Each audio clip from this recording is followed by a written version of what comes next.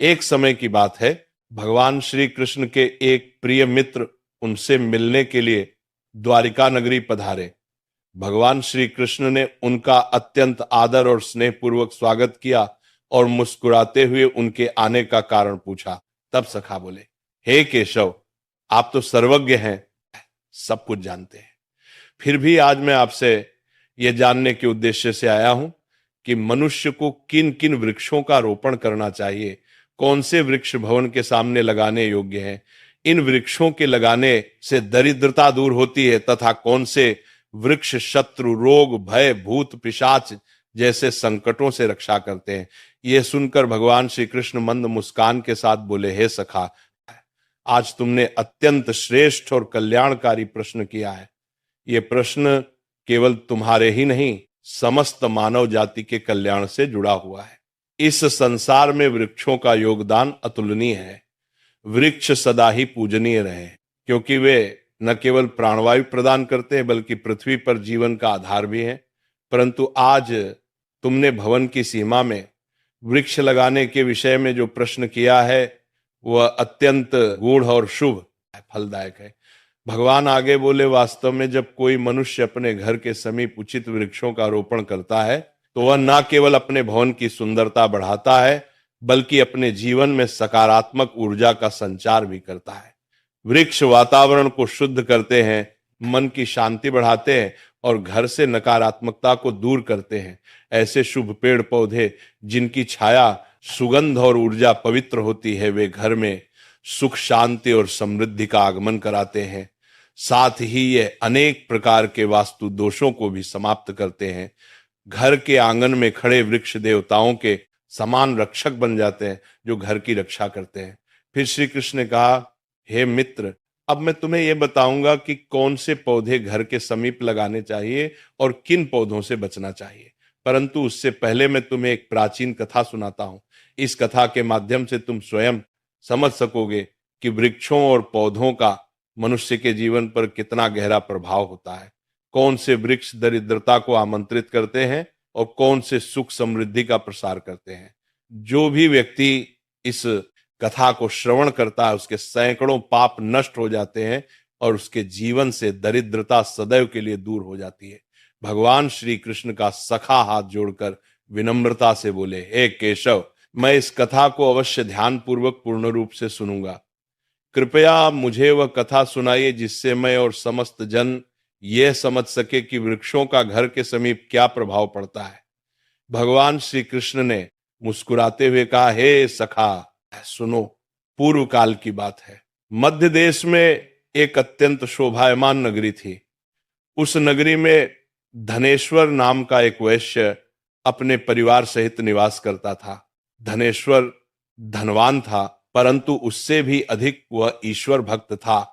वह प्रतिदिन भगवान विष्णु की पूजा अर्चना करता, मंदिर जाता और दान पुण्य में सदैव तत्पर रहता। उसकी पत्नी सुमति भी अत्यंत सुशील, धार्मिक और गृह कार्य में निपुण थी। उनके घर में धन धान्य, सुख संपत्ति और प्रसन्नता की कोई कमी नहीं थी। भगवान की कृपा से उनका जीवन पूर्णतया आनंदमय था। इस प्रकार अनेक वर्ष शांति से बीत गए। एक दिन धनेश्वर की पत्नी सुमति ने सोचा कि आंगन को और सुंदर बनाना चाहिए। उसने अपने आंगन में कुछ वृक्षों और पौधों का रोपण किया। प्रतिदिन वह उन पौधों को जल चढ़ाती, उन्हें पूजती और उनकी सेवा करती रही। किंतु उसे यह ज्ञान नहीं था कि कौन से वृक्ष शुभ फल देने वाले हैं और कौन से अशुभ प्रभाव डालने वाले हैं। इसलिए उसने केवल अपनी इच्छा से जो वृक्ष उसे सुंदर और प्रिय लगे वही लगा दिए। दुर्भाग्यवश उन्हीं वृक्षों में अधिकांश ऐसे थे जो वास्तु और धर्म के अनुसार घर के लिए अशुभ माने जाते हैं। समय बीतने पर उनके घर में धीरे धीरे अनिष्ट के लक्षण प्रकट होने लगे। पहले धनेश्वर के व्यापार में भारी हानि हुई। उसके बाद घर में कलह और विवाद बढ़ने लगे। पति पत्नी में बार बार झगड़े होने लगे। जैसे जैसे वो वृक्ष बने होते गए वैसे वैसे उनके जीवन में दुख, दरिद्रता और क्लेश बढ़ता गया। धनेश्वर का व्यापार पूरी तरह से डूब गया। घर में रखा धन समाप्त हो गया। यहां तक कि भोजन के लिए भी पैसे ना बचे। भूख और चिंता से घर का वातावरण भारी हो गया। धनेश्वर की पत्नी अत्यंत दुखी रहने लगी। कभी वो अपने पति पर क्रोध करती तो कभी स्वयं को कोसती। एक दिन उसने क्रोधित होकर कहा, हे स्वामी, अब तो कुछ काम करो, कहीं जाकर कुछ कमाई लाओ। तब धनेश्वर गांव गांव घूमकर काम मांगने लगा, परंतु कोई भी उसे कार्य नहीं देता था। थक कर वह घर लौट आया और बोला, हे भद्रे, मुझे कहीं पर भी कोई काम नहीं मिला, अब मैं कहाँ जाऊं। ये सुनकर सुमति और भी व्यथित हो उठी। धीरे धीरे उन्होंने घर के सारे गहने बेच डाले। जो थोड़ा बहुत अन्न प्राप्त हुआ उसी से उन्होंने कुछ दिन पेट पाला, परंतु अब उनके पास कुछ भी नहीं बचा। इस प्रकार केवल अशुभ वृक्षों के रोपण के कारण वह परिवार जो कभी समृद्धि और आनंद का प्रतीक था, पूर्णतया दरिद्रता और दुख में डूब गया। किंतु धनेश्वर और सुमति यह नहीं समझ पाए कि उनके दुर्भाग्य का मूल कारण उनके ही आंगन में लगाए गए वे अशुभ वृक्ष थे। फिर एक दिन की बात है, जब धनेश्वर और सुमति अत्यंत दुखी और निर्धन हो चुके थे, उसी समय एक साधु महात्मा उनके द्वार पर पधारे। वे साधु महाराज तेजस्वी मुखमंडल वाले, शांति और करुणा से ओतप्रोत एक दिव्य आभा से युक्त थे।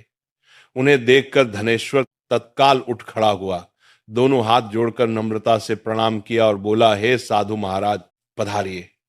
इस गरीब के घर में आपका स्वागत है। कृपा करके बताइए मैं आपकी किस प्रकार सेवा कर सकता हूं। साधु महाराज ने शांत स्वर में कहा, हे महोदय, मैं कई दिनों से तीर्थ यात्रा पर हूं।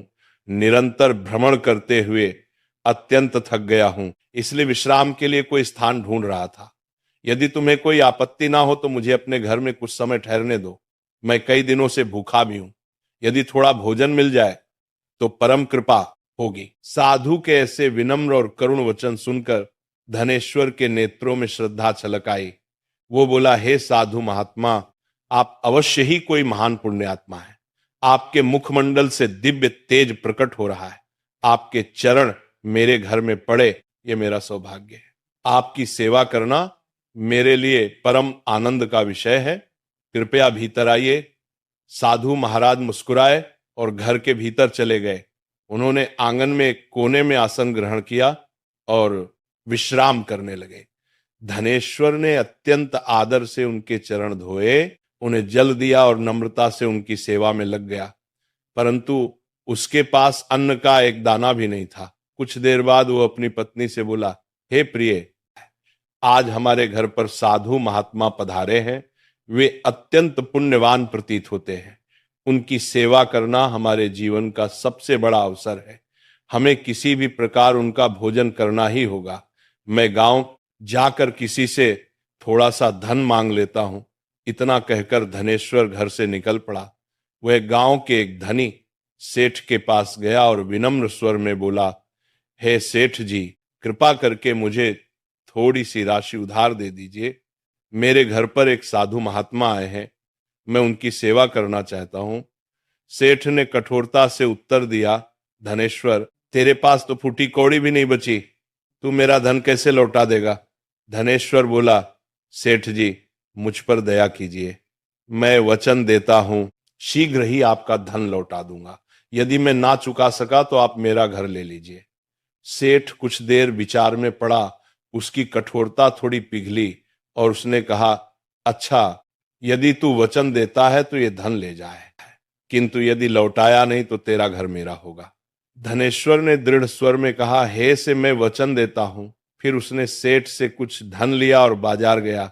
वहां से दूध, चावल, सब्जियां, आटा और शक्कर आदि आवश्यक वस्तुएं खरीद कर घर लौटा। उसने प्रसन्न होकर अपनी पत्नी से कहा, हे प्रिय, अब तुम उन साधु महात्मा के लिए प्रेम पूर्वक भोजन बनाओ। सुमति ने तत्परता से रसोई तैयार की। शीघ्र ही सुस्वादु भोजन बनाकर उसने थाल में परोसा और अत्यंत विनम्रता से साधु महाराज के समक्ष रख दिया। साधु ने प्रेम पूर्वक भोजन ग्रहण किया। उनकी आंखों में करुणा और संतोष झलक रहा था। भोजन समाप्त हो जाने के पश्चात जब वो साधु महात्मा धनेश्वर के घर से प्रस्थान करने लगे तो उन्होंने प्रेम पूर्वक कहा, हे वैश्य, मैं तुम्हारी भक्ति सेवा और आदर सत्कार से अत्यंत प्रसन्न हूं। तुम्हारे भीतर जो सच्चाई और श्रद्धा है वो दुर्लभ है, इसलिए मैं तुम्हें आशीर्वाद देता हूं। जो भी तुम्हारी कामना है निःसंकोच मुझसे कहो, मैं उसे अवश्य पूर्ण करूंगा। धनेश्वर अत्यंत विनम्र होकर बोला, हे महात्मा, आपका आशीर्वाद ही हमारे लिए सबसे बड़ा वरदान है, किंतु एक बात मेरे हृदय को सदा कष्ट देती है। मैंने सदा भगवान विष्णु की भक्ति की है, सत्य का मार्ग अपनाया है, किसी का अपकार नहीं किया, फिर भी मुझे दरिद्रता और दुख का जीवन क्यों भोगना पड़ रहा है? कृपा करके बताइए, ये कौन सा पाप है जिसके कारण हमारे जीवन में इतना कष्ट आया?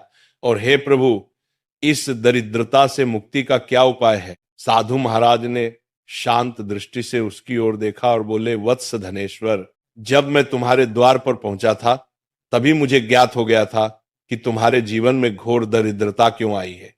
तुम्हारा हृदय तो शुद्ध है, किंतु तुम्हारे घर के आसपास जो वातावरण है उसमें दोष उत्पन्न हो गया है। तुम्हारे घर के आंगन और सीमा के पास जो वृक्ष लगे हैं वही तुम्हारी दरिद्रता और संकटों का मूल कारण है। तुम्हारी पत्नी ने अज्ञानवश कुछ ऐसे वृक्षों का आरोपण किया है जो वास्तु और धर्म के अनुसार अत्यंत अशुभ माने गए हैं। इन्हीं वृक्षों की छाया में तुम्हारे घर की लक्ष्मी रुष्ट हो गई है। इसीलिए पहले इन वृक्षों को हटा दो और उनके स्थान पर शुभ वृक्ष लगाओ। धनेश्वर ने अत्यंत विनम्रता से कहा, हे महात्मा, आप साक्षात ज्ञान के सागर हैं।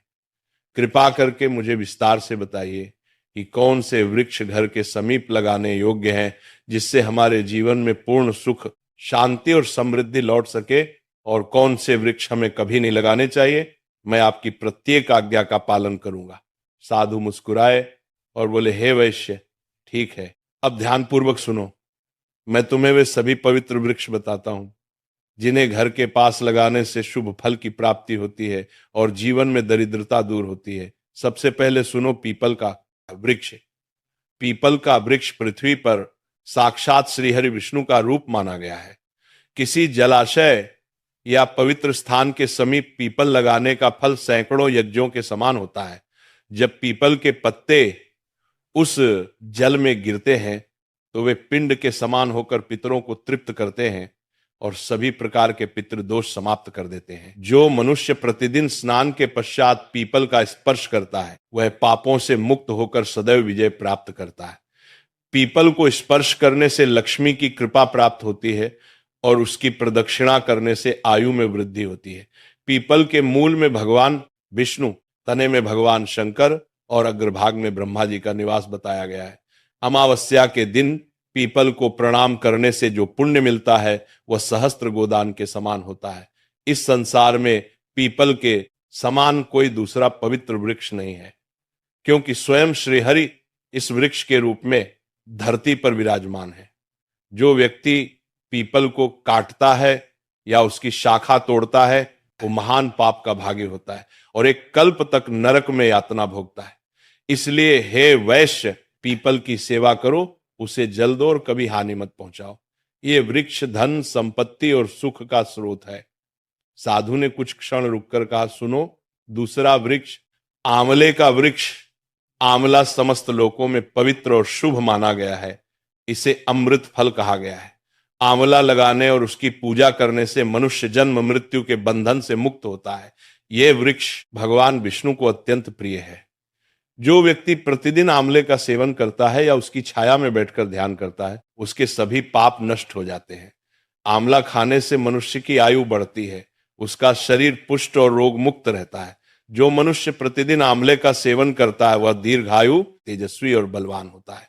आंवले का रस जल में मिलाकर पीने से सभी प्रकार के रोगों का नाश होता है। विशेषतः नेत्र, त्वचा और मन के विकार दूर होते हैं। यदि कोई व्यक्ति आंवले का जल स्नान में मिलाकर स्नान करे तो उसके जीवन से दरिद्रता, क्लेश और दुर्भाग्य दूर हो जाते हैं तथा वह सभी प्रकार के ऐश्वर्य और सौभाग्य का अधिकारी बनता है। जिस घर में आंवला सदा विद्यमान रहता है वहां पर दैत्य, राक्षस और नकारात्मक शक्तियां कभी प्रवेश नहीं करती। एकादशी के दिन यदि आंवले का दर्शन या सेवन किया जाए तो मनुष्य को वह पुण्य प्राप्त होता है जो समस्त तीर्थों के स्नान से भी अधिक होता है। अपने केशों में आंवले का प्रयोग करने वाला मनुष्य दीर्घायु होता है और उसे मृत्यु के पश्चात पुनः इस नश्वर लोक में जन्म नहीं लेना पड़ता। जिस घर के द्वार या आंगन के पास आंवले का वृक्ष होता है वहां साक्षात श्री लक्ष्मी नारायण का निवास माना गया है, क्योंकि वह स्थान पवित्र, समृद्ध और शांति से भरा रहता है। अब सुनो साधु आगे बोले। तीसरा शुभ वृक्ष है अशोक का वृक्ष। इसके नाम में ही शोक का नाश निहित है। अशोक वृक्ष में अप्सराओं का निवास कहा गया है। यह वृक्ष शोक, निराशा और दुख को नष्ट करने वाला है। जिस घर के पास अशोक वृक्ष होता है वहां सदैव सुख, शांति और सौंदर्य बना रहता है।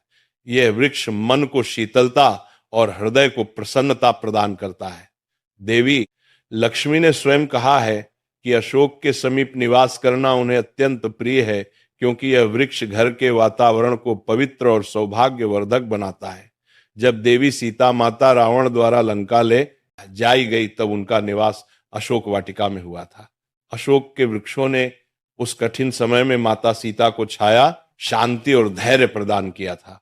इसलिए माता सीता ने इस वृक्ष को यह वरदान दिया कि तो जहां भी अशोक का वृक्ष होगा वहां मेरा आशीर्वाद और देवी लक्ष्मी का निवास सदा रहेगा।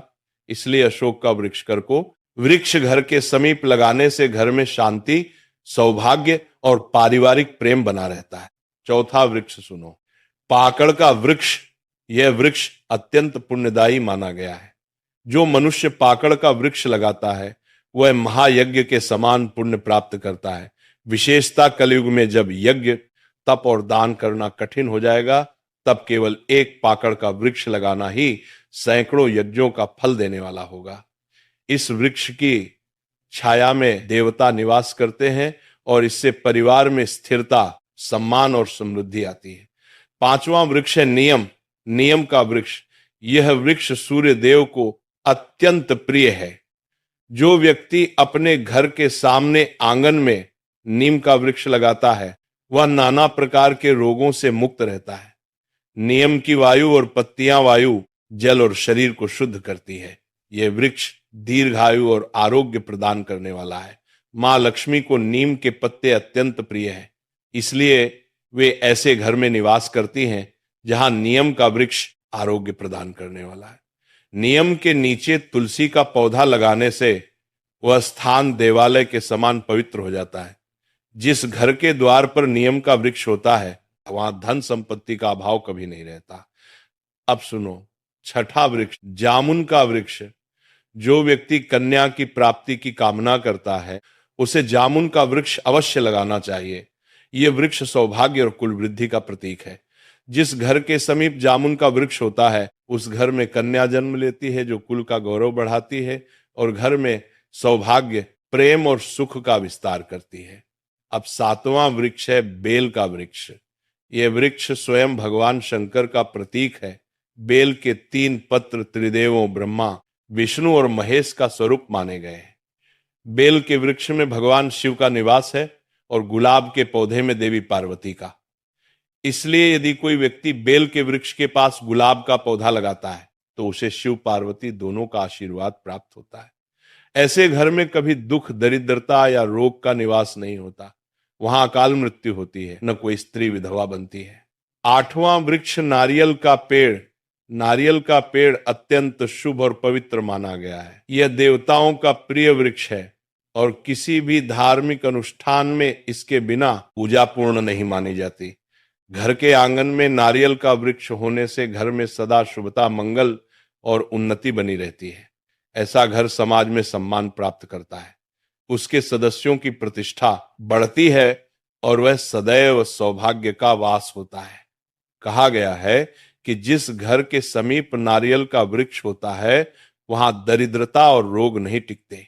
नारियल का फल स्वयं सत्य और पवित्रता का प्रतीक है।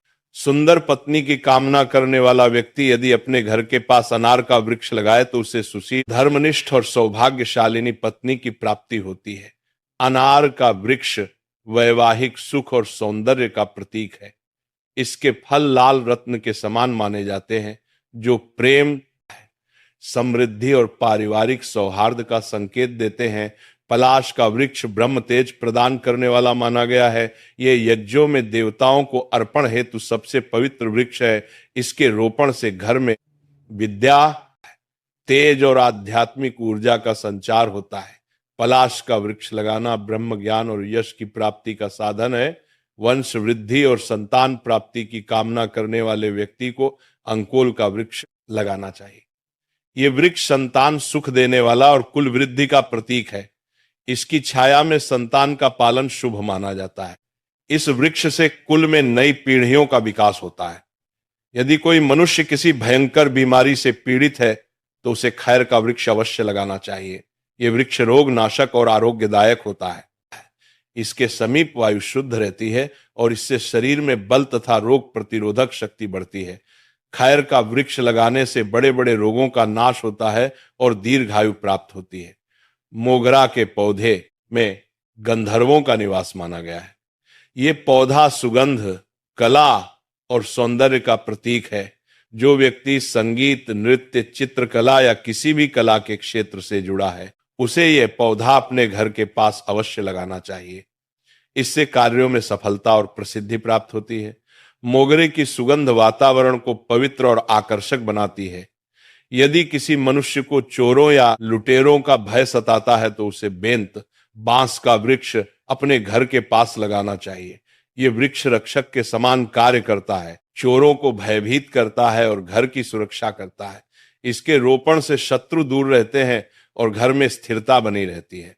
चंदन और कटहल के वृक्ष दोनों ही पुण्य और लक्ष्मी प्रदान करने वाले हैं। चंदन का वृक्ष शांति, भक्ति और पवित्रता का प्रतीक है, जबकि कटहल का वृक्ष समृद्धि और संतोष प्रदान करता है। इन दोनों वृक्षों के घर में होने से दुख, दरिद्रता और भय समाप्त हो जाते हैं।